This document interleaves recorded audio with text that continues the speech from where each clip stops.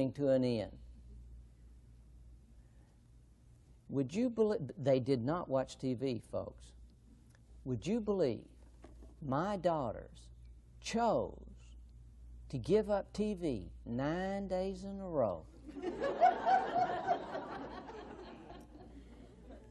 Do you realize how I'm able to stand before you and say that? I don't have to say, would you believe I had to take TV away from my kids 9 days in a row? I didn't. I would have chosen for them to get to watch TV. They chose to give up TV 9 days in a row. And then a marvelous thing began to happen in the back seat of my automobile.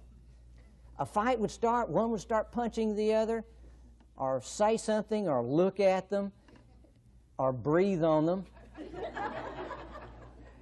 And the other would say, "Stop that, you're going to cause us to have to choose to give up TV today." They started correcting their own behavior. Isn't that what we want?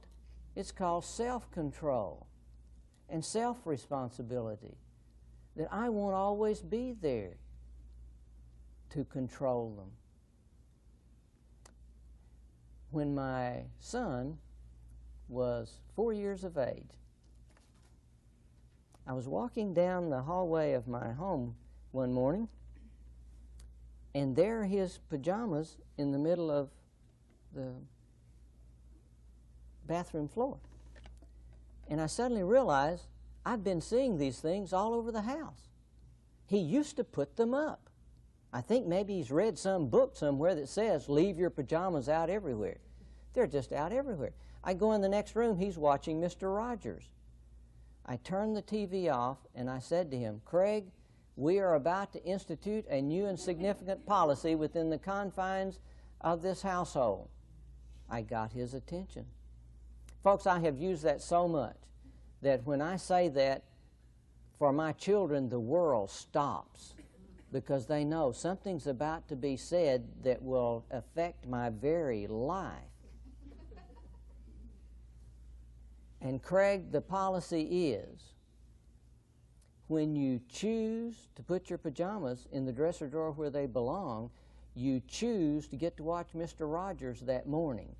Now notice that I've shifted from all day with my 9-year-old and my 6-year-old to that morning for my 4-year-old. That's all a 4-year-old can last, half a day. Whole day, that's eternity. So you'd never put anything off limits for a whole day for a 3-year-old or a 4-year-old. When you choose to put your pajamas in the dresser drawer where they belong, you choose to get to watch Mr. Rogers that morning. When you choose not to put your pajamas in the dresser drawer where they belong, you choose not to get to watch Mr. Rogers that morning. The next morning, I'm walking down that same hallway. I go past his bedroom door. There are his pajamas right in the middle of his floor. I go in the next room. There he is watching Mr. Rogers. As I walked into the room, I didn't even get a chance to say anything. He suddenly realized why I'm there.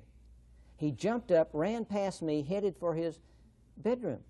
And I'm going along behind him saying, "Craig, Craig, son, I think I know what you have in mind." He's grabbing his pajamas and shoving them in the dresser drawer. You think that now that you put your pajamas away, then you choose to get to watch Mr. Rogers. But Craig, the very moment you left those pajamas in the middle of your floor, at that very moment, you chose not to watch Mr. Rogers. Cry loudly. You would have thought the world was shattering. But he did not watch Mr. Rogers because he had chosen not to. The very next morning, I am walking down that same hallway. There are his pajamas right there in the middle of the hall. Our hall goes like this. I'm going this way, and Craig's coming this way, and we meet looking at his pajamas. He looked up at me and said, "I know, Dad, I choose not to watch Mr. Rogers this morning, but tomorrow I'm going to remember." And he did. He did. With choice giving, folks, goes self-responsibility.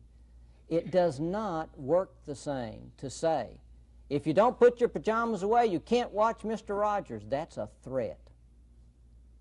And you don't learn anything about self-control and self-responsibility.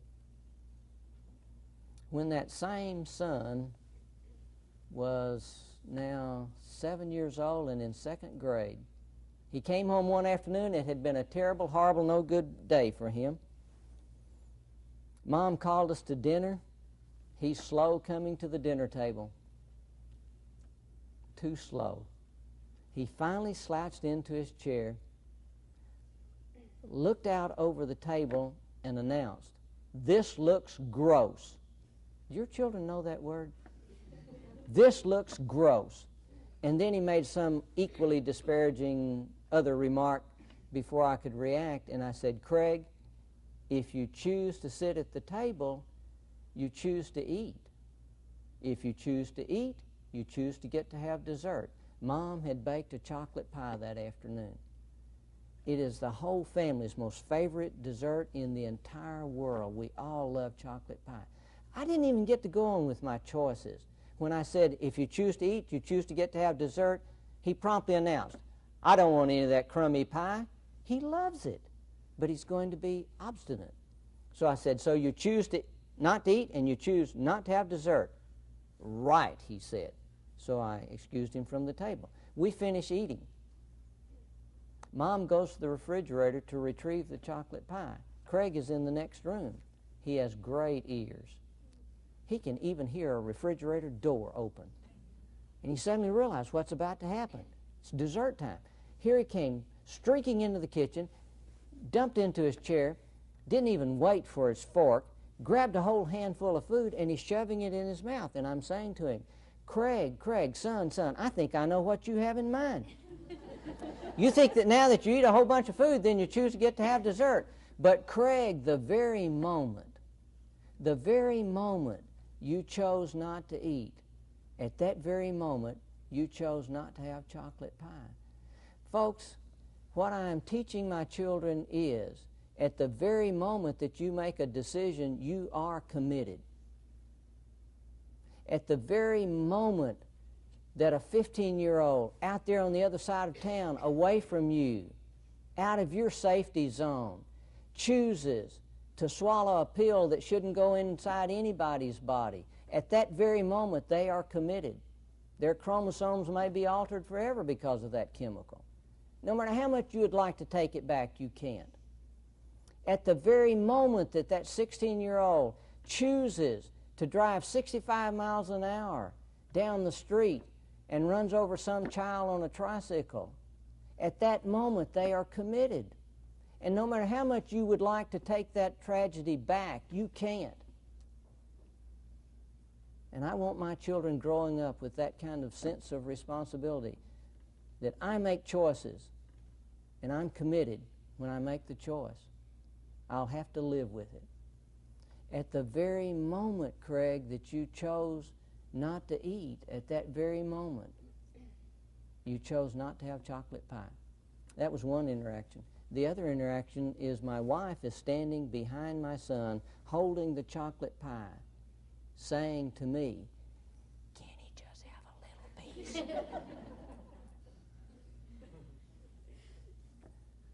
Moms, it's hard to be tough, but there are times when you must be tough.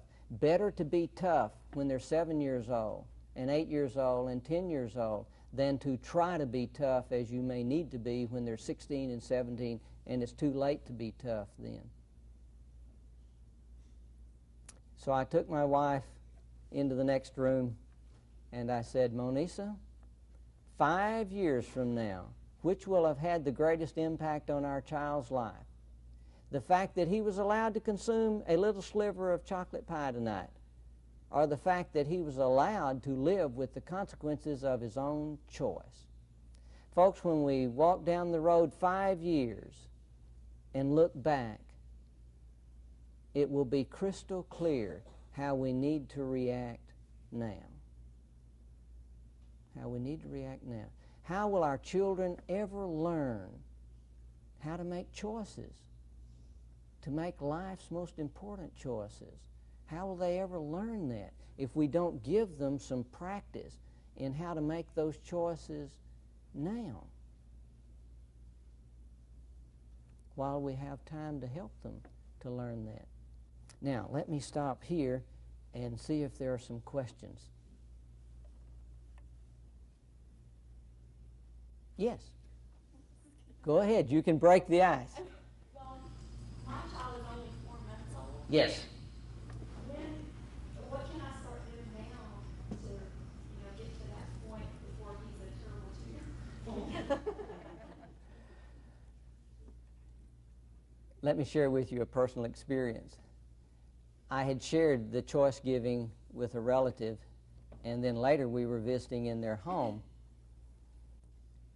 and the 6-month-old baby was there on a pallet and started being whiny and squirmy, and this young father walked over, crouched down, and said, "If you choose to cry, you choose to go up to your room. If you choose not to cry, you choose to get to stay down here with us." And then he looked at me, and I must have had some kind of look on my face like, what's going on? Because he said, "Oh, I know Gary. He doesn't understand what I'm saying, but by the time he gets old enough to understand it, I'm going to have it down pat." So I would say to you, just begin verbalizing it, and your child will grow up with it. But don't expect your child to understand and comply. To be more specific with your question, I think about 2 years of age is an appropriate time to begin the choice giving. And then you must always keep in mind the rule of thumb that you give big choices to big kids and little choices to little kids. And find out what's important to them. Those of you who have teenagers, it's not too late to start the choice giving. If you choose to have the car back in the garage at 12 o'clock on Saturday night, as we have agreed, then you choose to get to have it next weekend. If you choose not to have it back in the garage at 12 o'clock, like we've talked about, then you choose not to have it the next weekend. And folks, if they come in at 12:30, you don't have to get upset about it. You just simply make a statement. "I see you've chosen not to have the car for your dates next weekend." And then they get a chance to live with responsibility. A child is insisting on chocolate chip cookies right now. They've just come out of the oven, but it's 15 minutes before dinner time. But they want it now because they're 3 years old, and the world can't wait when you're 3 years old. But you can help your 3-year-old to learn to wait by saying to them, "The cookies are for after dinner. You may choose to have your chocolate chip cookies after dinner with milk, or you may choose to have your chocolate chip cookies after dinner with ice cream. Which do you choose?" And then you ask for a commitment. Folks, when you give a choice, it changes the child's focus away from, "I want it now," to, "I've got to process the choice." The mind just naturally works that way to process choices. Is there another question? Yes. I do pretty good given the choice, but then my 3-year-old usually, he listens to the choice, then he usually lays on the floor and spazzes out and screams, and I'm sitting there giving him the choice. What do you do after that? Once you've given the choice and he starts that behavior, you leave the room. It's very difficult to carry on a full-blown temper tantrum with no audience. Because usually the more I watch him, the angrier I get, and I forget the choice I even gave him.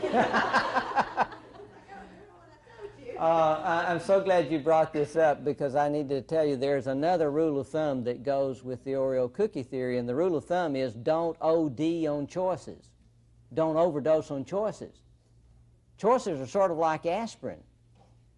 2 aspirin will generally cure a headache. 100 in one day will kill you. Don't go around giving 100 choices in one day. You work on one thing, one major thing at a time. We're working on this, so I've given a choice about that. I'm not going to give a choice about 10 other things today. Yes? How do you have a 3-year-old child make to bed early using the choice system? I have a real knowledge. Bedtime is a very difficult time for many parents. And I think one of the things we need to establish right off is you cannot make a child go to sleep. Right? Now you can insist and ensure that they stay in the bed. But you cannot insist that they go to sleep, because you can't make them go to sleep. You can ensure that they stay in bed, and it can be with the choice giving. If they're too young for the choice giving, it means you take them back to the bed as often as you have to, and just know this has to be done. In the same way that you got up when they were 2 weeks old, you got up when they cried because it had to be done, even though you didn't want to get out of bed now for the 5th time tonight. But you did anyway. So you take them back for the 20th time and put them back in bed, and always with the same message of you are to stay in the bed. You can avoid some negative pitfalls in the process. One is, do not lay down with your child until they go to sleep.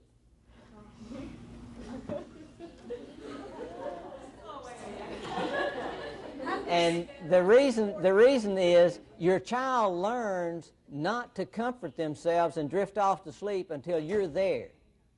Until you're there. And it's not that we're trying to be cruel or mean or anything.